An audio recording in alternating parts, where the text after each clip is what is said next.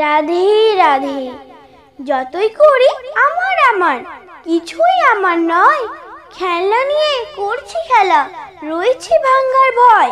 মায়ার জালে জড়িয়ে আছি, চাই না বের হতে।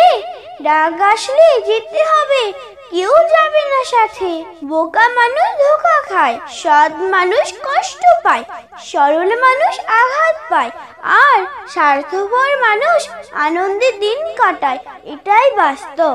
ভাগবত গীতায় বলা হয়েছে, কর্মকে ভয় পান, ঈশ্বরকে নয়। কারণ ঈশ্বর তো তাও ক্ষমা করেই দেবে, কিন্তু কর্ম কখনোই ক্ষমা করবে না।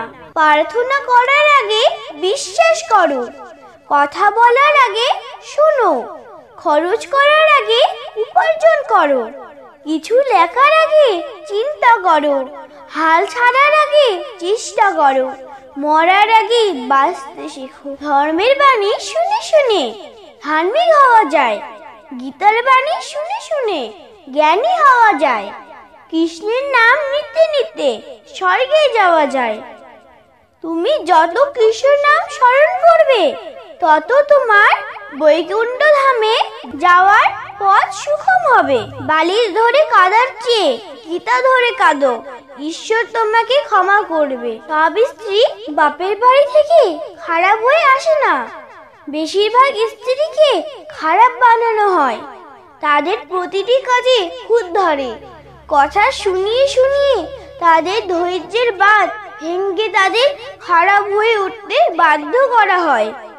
আত্মীয় প্রতিবেশীদের কাছে তার নিন্দা করে, দোষের কথা বলে তাকে খারাপ বানানো হয়, আর একতরফা কথা শুনে শুনে সেটা বিশ্বাস করে তারাও খারাপ স্ত্রী তকমা দিয়ে দেয়। এই কান্নাতে শব্দ হয়, তাতে মিশে থাকে আবেগ, আর যে কান্না নিঃশব্দে হয় তাতে মিশে থাকে হৃদয়ের কষ্ট। তাই রাধারানী মৃদুবনে শ্রীকৃষ্ণকে দেখে কি বলেছিল জানেন? তাহলে শুনুন। রাধারানী একবার শ্রীকৃষ্ণকে প্রশ্ন করেছিল, হে মাধব, আমি তোমার কোথায় কোথায় আছি? উত্তরে শ্রীকৃষ্ণ জানিয়েছেন, তুমি আমার হৃদয়ে, আমার শরীরে, আমার মনে সব জায়গায় রয়েছো। রাধা তখন বললেন, তাহলে কোথায় আমি নেই?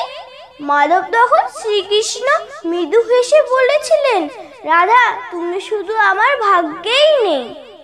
রাধে রাধে।